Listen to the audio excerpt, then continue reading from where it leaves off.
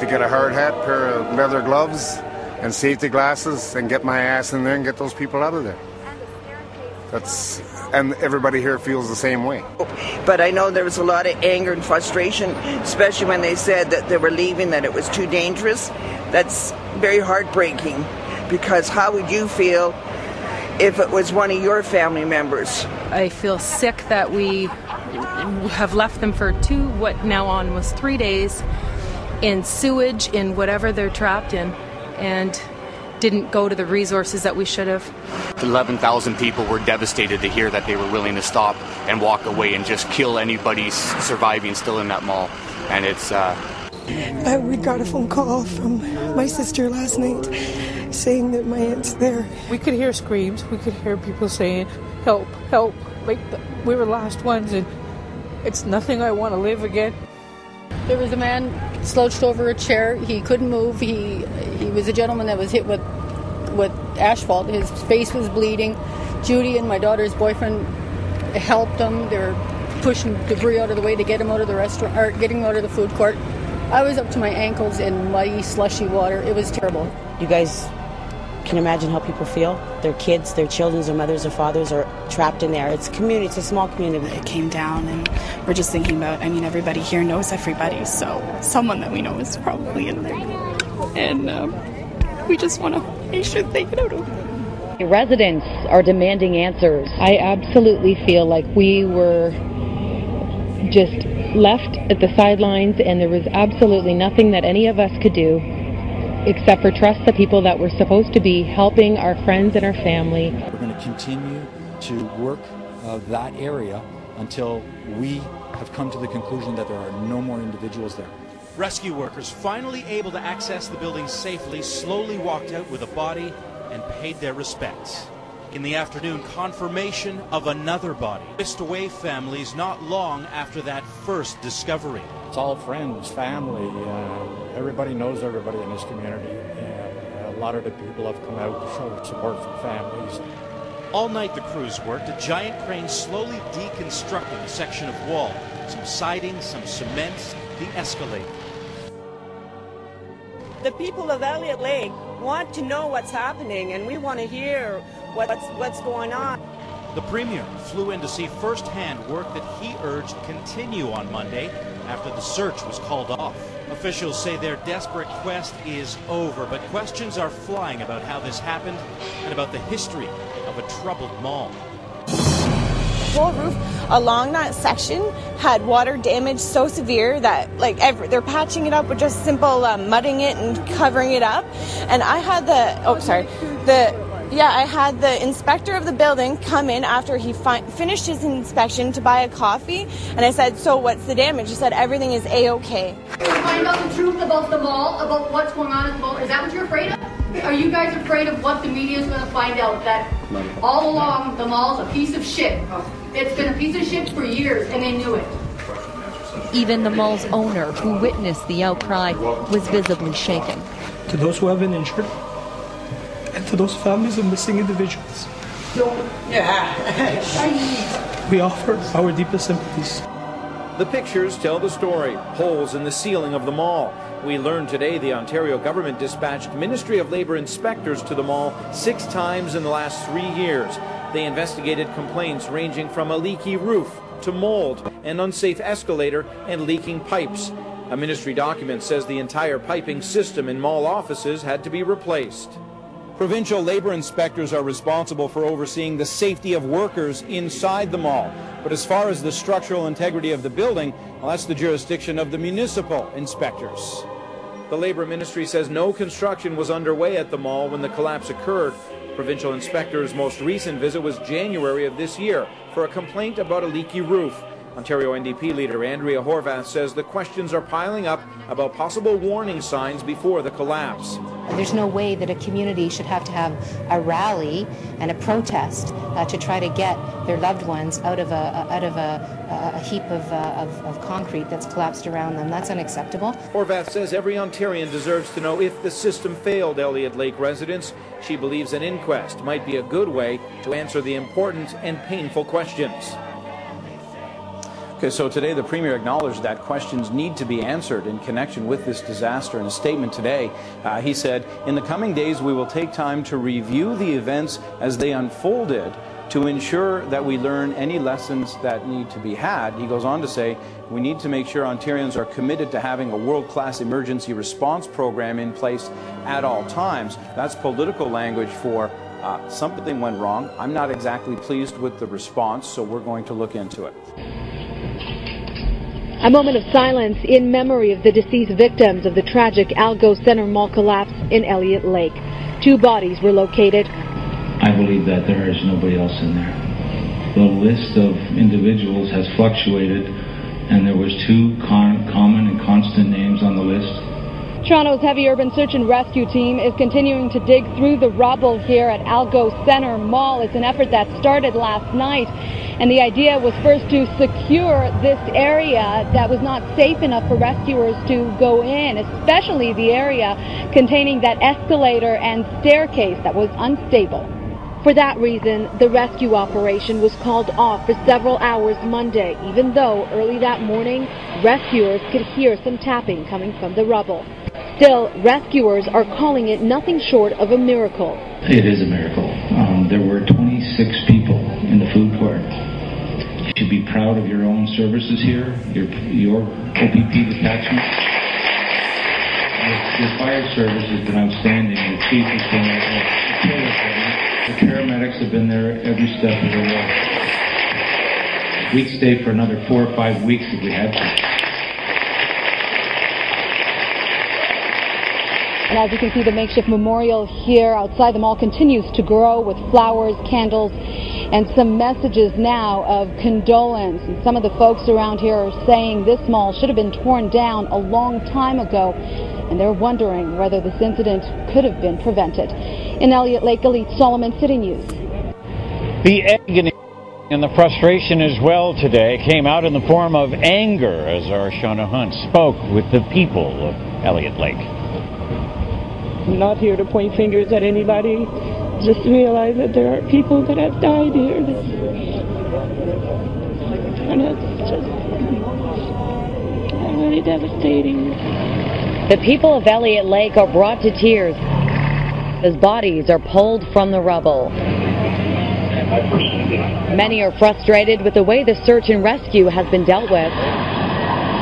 That big monster crane should have been here Saturday night. But the people of Elliot Lake want to know what's happening. Where's the published list of names so that at least people can be validated if they're in there or they're camping somewhere? But it's all secret. Everything's been a secret since the beginning of this incident. One thing that shines through all this anger and frustration is strength. These heart-shaped messages dangling from this tree say it all. Hope is one word that is written time and time again. One thing I'm being told is that in the face of tragedy, this town has never been tighter. For the past 4 days, this sidewalk has been home for many. Food is being donated by the truckloads as residents camp out in their lawn chairs, praying and hoping a life can still be saved. We just can't give up, and I think we have hope, and we will have hope till we know that everyone is out of there. Don't give up. There's no such thing as give up. There's no such thing as give up. This vigil is growing by the hour, and it only paints a small picture of the love and support this community has to offer to the families who have lost loved ones in this tragedy. Gary Gendron is Lucy Aylwin's fiancé. It's been a sleepless, excruciating wait to find out if Lucy will emerge from the rubble alive. As long as I get to see her and hold her whatsoever, that's what I want. I don't care how long it takes. As long as you get her out of there, get her and Dolores out of there, that's all we want. This woman, who only wanted to go by her first name, Lynn, was the last to see one of the missing women, Lucy Aylwin. She handed Aylwin $10 to buy a lottery ticket. I didn't see her after that. Something came down. I was covered in all kinds of debris, and I didn't see the lady. It's like she went down on the floor. I don't know.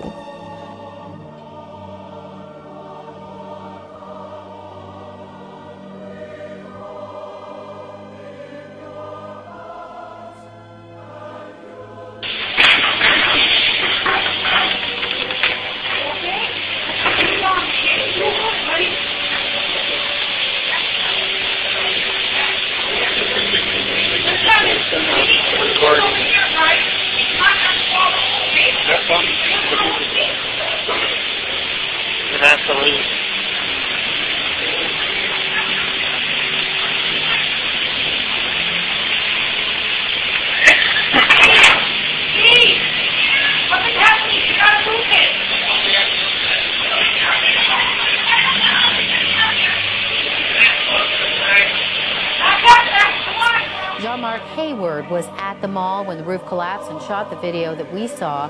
And he joins us now from Elliot Lake. I was sitting right in front of the food outlet called Hungry Jack's, and I was just having a coffee. I heard like a really loud noise with like a vibration, and the noise just got louder and louder, and I looked to my left and I could slowly see the roof just slowly come down, like a big slab of concrete just coming down, and it was just hard to take in. I was like, whoa, I couldn't believe what was happening, and I just sat there for like 10 seconds, and then people started panicking. But I was saying to myself, don't panic, just, there is a way out, there's got to be a way out. And there was a gentleman behind me saying, hurry, hurry, and I can't walk very fast. I went out, and I was out there for like 2 minutes outside, and I realized I left my phone on the table, and so I went back in there, which wasn't very smart, but they were telling everybody to get out, and I kind of just walked back in there, and I grabbed my phone, like there was a lot of dust on it, just dusted it off, and I thought, geez, I should get some video of this. Nobody's going to believe me that this just happened, or I was even here. So I just started, I got like 42 seconds of it, and that's as long as I stayed in there too. I thought, geez, I better not stay in here too long, because I don't know, it just seemed like more was going to start to cave in, so I left, and yeah. A mall in shambles, a community still shaking. The sound was just unrealistically terrifying. 24 hours after the roof and vehicles came crashing down, people gather, worried a loved one or fellow employee could be trapped inside. I can't locate them, so I don't know where they are. No one knows for sure. The list of missing keeps changing as names are added and removed almost hourly. This as officials report signs of both death. We have obtained some visual information relating to a visual of a hand and a foot. And survival. Some of our search members this morning heard a couple of taps. They called for quick silence on the site, and there was a couple more taps. That was an indication to us that we were dealing with a rescue. It will likely be Monday morning at least before it's safe to go inside, so if there are survivors under the rubble, they and their loved ones must anxiously wait. It will take time for the city to emerge from the dark cloud, but tonight, some light. As residents gathered for a candlelight vigil.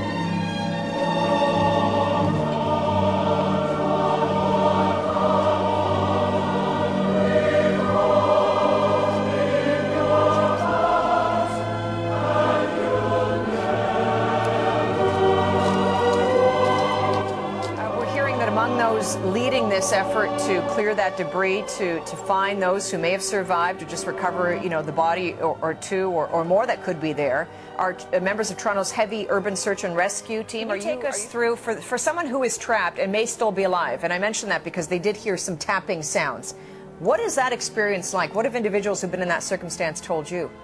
I can only assume it would be a certain level of horror that none of us would ever want to experience. Mr. Mayor, first, our condolences, our thoughts, our prayers are with your community, because this is just a horrific accident. What's this been like the past several hours? Because we're hoping that there are still survivors that can be reached, but we don't know if we'll reach them in time. What's happening at this point is, again, the scene is urgently to secure the site. And once it's secured, they'll be able to effect the rescue. We're getting official word now from Elliot Lake that one person has indeed been killed. We heard that yesterday, that rescuers spotted a hand and a foot, and now confirmation that one person has died. Now to the rescue effort. It's believed one person is alive and trapped, but the situation has changed dramatically. Unfortunately, we've had probably a setback in that the structure, after some of the weight has been removed from some of the other parts that had fallen and the beam that had been removed, is still shifting and it's still unstable. It's become more unstable for us. The escalator inside is now shifting, and we've had to remove our crews to reassess our entry point. So the inside of the mall, is now a no-go zone, and police are trying to use a device when they get in there. It's called a life detector. This will be able to see through the concrete and the debris, and it can spot a person's breathing. It's a real-time device, so it can help pinpoint exactly where the survivor may be. As well, the officials there are saying that there are now 30 people who are unaccounted for. It does not mean that they are inside the mall. It's just 30 people in the city of Elliot Lake who are unaccounted for at this time. Joins us now to talk about the type of work this HUSAR, the search and rescue team, does. Hi, Stefan. Afternoon, Paul. Stefan, first tell us, what are some of the obstacles, the problems, the challenges the rescuers are facing as they try and get people out, people who are still alive? Anytime the HUSAR team gets deployed into a building or structural type collapse, you're looking at huge weights, large amounts of concrete, large steel beams, and very unstable situation where things could fall over easily. We don't want to pin anybody who may be underneath the structure. Not to mention the fact the scene has to be safe for the rescuers as well, because there was some time in this incident we saw before people can actually even get onto the debris.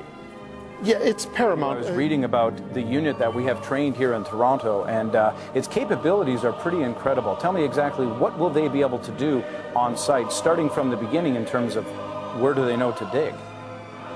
Well, we carry, our team is comprised of both Toronto Police, Toronto EMS, Toronto Fire, Public Works, Public Health, and we have dogs that are search dogs that are there, and they're capable of finding people. And they will sort of guide us as to where to look. And from there, we will end up concentrating our efforts, if you like, on the areas of highest success. But it is, if possible, they will try to tunnel to somebody to be able to provide the necessities of life in order to help them out until such time as a complete extrication could occur. Unfortunately, we've had probably a setback in that the structure, after some of the weight has been removed from some of the other parts that had fallen and the beam that had been removed, is still shifting. It's still unstable. It's become more unstable for us. Rescuers have been trying to remove heavy debris by crane. They say a person could survive at least 3 days without food or water. This woman is praying the survivor is a co-worker she believes to be in her 30s who worked at a lottery kiosk. All I know is she's missing, and I'm hoping she's found soon. At a news conference, officials said they still don't know how many people could be under the debris. 30 people in the community have not been accounted for, but police say that doesn't mean they were in the mall. Some could simply be out of town. The beams that were supporting the escalators and the stairs had started, the bottom one started to bow. And what the engineer tells me is that it is over 100% over strength to hold the capacity. And realistically, the engineer's telling me he doesn't understand why it has not collapsed already. It made the determination that the building is unsafe, totally unsafe. They did a good assessment of the entire building. Well, that was, now we're working with our engineer and one from the Ministry of Labor. They determined that this structure should or would or could fall at any time without notice. So we were then notified that it was unsafe. Making that determination, I had to make the decision that it's not safe to put the workers back in there because this could be a devastating collapse. what may have been attached to that beam may have brought the interior structure down, putting the workers at risk. It was not a position, unfortunately, that I'm able to make, and therefore I had to remove the members of the team and the OPP from the structure. Having done that, that then turns the facility back to the local authorities, and the Ministry of Labour then will now put an order on the building for that the owner must now hire an engineering firm to come up with a plan that's approved by the ministry to have a destruction of that area, taking into consideration that there are still 2 bodies in that building. The demolition company that would be hired certainly would have to put into the plan on how they would deal with the integrity of a very respectful removal of the deceased that are within that building currently. They commonly do this, and they would be very professional at it and understand that it has to be done in a certified and a dignified way to preserve the integrity and the dignity of the family, for the families. It's clearly a painful time for the survivors of the disaster and also for the family and friends of those still missing. They have gathered outside the mall waiting for word. They shared their stories with us, and as you're about to see, it's clearly a somber mood in Elliot Lake as the heavy machinery moves in.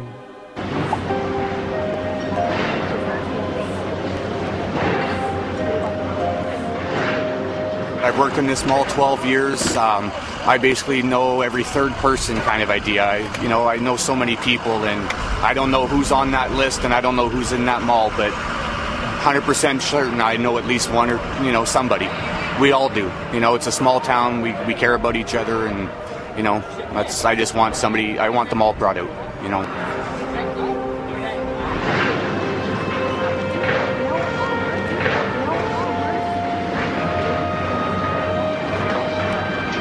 We heard this big bang and whoosh, and the water came pouring down on our head, and bits of the ceiling and everything. And we of course we go up and run, but it was frightening. We were lucky. There was screaming, there was just terror, and we sought cover, hiding on the floor. We were instructed to stay where we were. And we just decided that we would take another route and find an emergency exit. We couldn't see anything. There was smells of exhaust or gas, and I wasn't in a position to save. And we left a lot of people behind.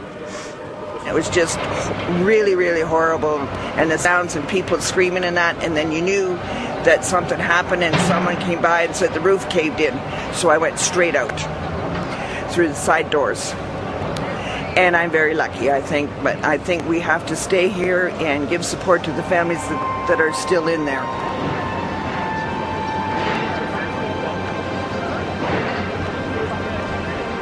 People in there, our friends, our family, we know these people,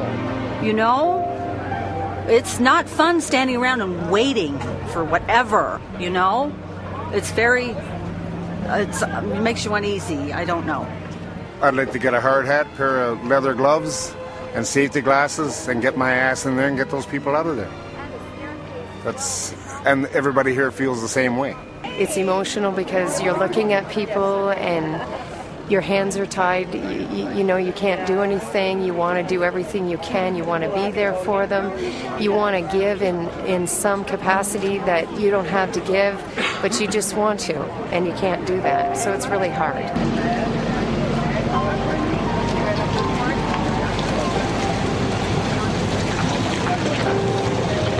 My heart goes out to the people who have family in there. We have friends in there, people we know. It isn't easy. We were down here late last night till 1:30, and we were here earlier this morning, went home and got chairs and decided that our place should be here supporting these people. You don't sleep. You try to help each other, and that feeds you to cope. But I know there was a lot of anger and frustration, especially when they said that they were leaving, that it was too dangerous. That's very heartbreaking, because how would you feel if it was one of your family members? I feel sick that we have left them for what now almost 3 days in sewage, in whatever they're trapped in, and didn't go to the resources that we should have. 11,000 people were devastated to hear that they were willing to stop and walk away and just kill anybody surviving still in that mall. And it's, it's nice to see this is finally, hopefully coming to an end.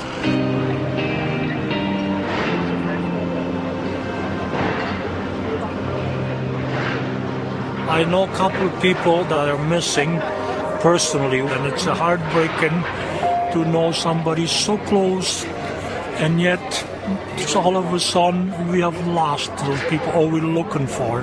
And that's a sad thing to say. I hope that everything turned out better than we expected, and now the big crane coming in and everything. Let's hope that somebody's still alive. I know you weren't there at the mall on Saturday afternoon, but you've been there virtually around the clock ever since. Why? Yes. Well, I think because the people that are trapped in there are actually no names that have been released, but we feel that we know who they are, and these are people that we see on a daily basis when you go to the mall and you kibitz with, and you just know them. They're part of the mall because it is a small community.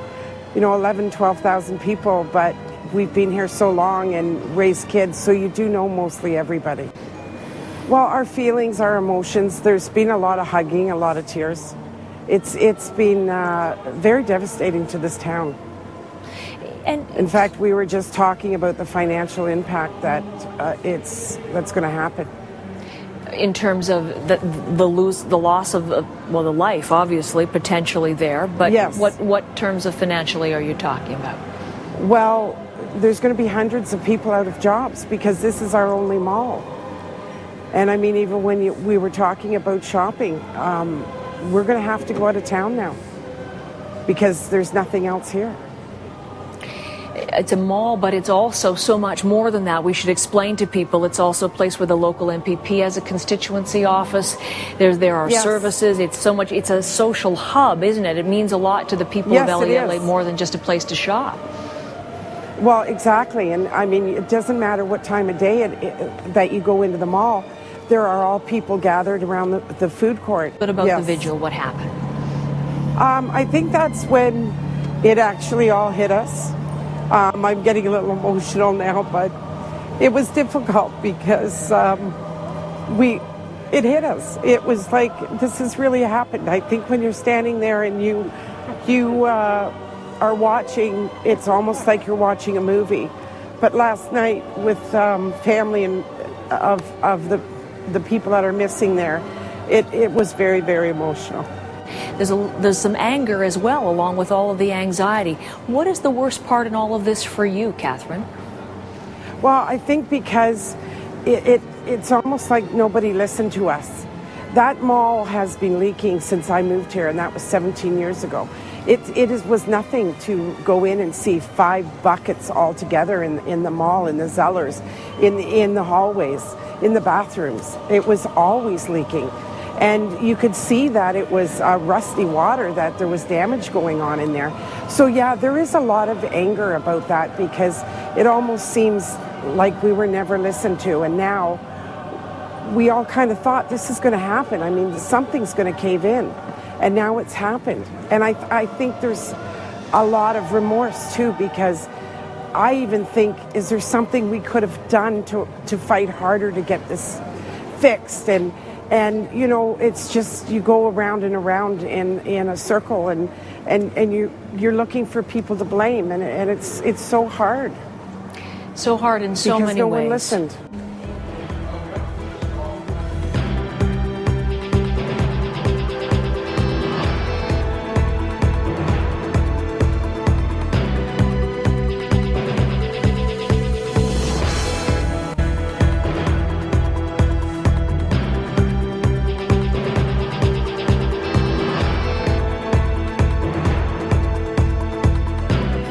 in Elliot Lake want to know if more could have been done to avoid the catastrophic mall collapse on Saturday. And I certainly want to talk about that. Also get the latest developments from the mayor of the Northern Ontario city, Rick Hamilton, and he joins me by phone from Elliot Lake. What I can say is the crews are working extremely diligently to secure that site so that we can affect that. Okay, so diligently doing what? I'm hearing they're lifting slabs of concrete, but when it comes to the actual search, looking for people, hearing taps, what's the latest on that front? Well, the latest at this is they still have to secure the site before they can enter the facility. So that's still the process at this point, Suhanna. As the mayor, you've got to be worried about the time here and if there are people trapped. Absolutely, but what we're doing is we're monitoring this as closely as we can, and we certainly have confidence in the teams that have been sent here. Certainly from the Greater Toronto Area, the heavy urban rescue team is on site. They have the expertise and the manpower, and they're telling us they're moving as quickly as they can and as safely as they can, and we have to rely on that expertise. Are they telling you how quickly? You know, because I want to come back to this point on time. How much time realistically do you have to save people who might still be alive? Yes, we're getting those briefings as quickly as we can, but again, we want to make sure they're on scene doing that heavy work that has to be done. And what are you doing, Mayor? I'm monitoring the situation through the control group here in the city of Elliot Lake. We have a control group set up, and as you can imagine, the logistics around supporting not only the teams there, but the community is rather large. So we have to make sure that we do that as efficiently as we possibly can. And as you look at the present time and perhaps the days ahead and the work that's involved, are you also looking back? Because we have heard from residents there was concern about the mall's structure. Yeah, we're not looking at that right now. Right now we're focusing on the rescue itself. There certainly may be time in the future to deal with that issue, but right now we're dealing with that. The Ministry of Labour is on site and they will be doing their site evaluation as well. You know, I always wonder when people answer that kind of question for me and they say, well, this is not the time to do it. And I always think, well, why not? Because we're focusing on the rescue. That's our top priority right now. Right, but you've got to have other teams of people who could focus on, why it happened. And again, I don't mean to belabor the point or badger you, but I just kind of don't understand why it always everybody has to focus on one thing. Why can't you have teams of people focusing on different things? Right now, I said we're focusing on the rescue itself, Suhanna, and that's what we're up to at this point, and that's what we're going to focus on. Okay, I don't want you to get mad at me. We've seen some of the community coming together in candlelight vigils. How are the people in your community coping with what must be such a difficult emotional time? Oh, absolutely, and I really take my hat off to the citizens of Elliot Lake, and all of them are just coming together shoulder to shoulder to help support not only the emergency rescuers, but the citizens and the families in general. They're doing a great job, and certainly I take my hat off to them. I'm very proud of them. Mm-hmm. And just back to the roof, did you ever see any problems with that roof? You probably shopped there, right? I mean, we shopped there, but again, we're just dealing with the matter right now at hand, which is the actual rescue, and that's what we're focusing on. We're putting all of our energy into that right now. All right, Mayor, anything I've forgotten to ask you that you want to tell me about? No, we're just working very, very hard, and I'd like to really thank the emergency preparedness units, the heavy urban unit from Southern Ontario. Okay, I thank you for your media. time. I know you're a busy guy. I appreciate it. And I'd like to thank the media as well for making sure everybody's aware of what's going on. Thank you. Okay, appreciate it. The Mayor of Elliot Lake, Ontario, Rick Hamilton, joining me. I went into Dollarama and watched everything happen.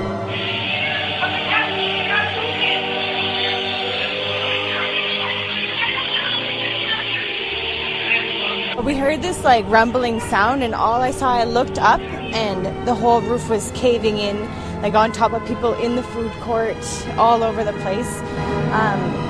Our friend at the ticket booth,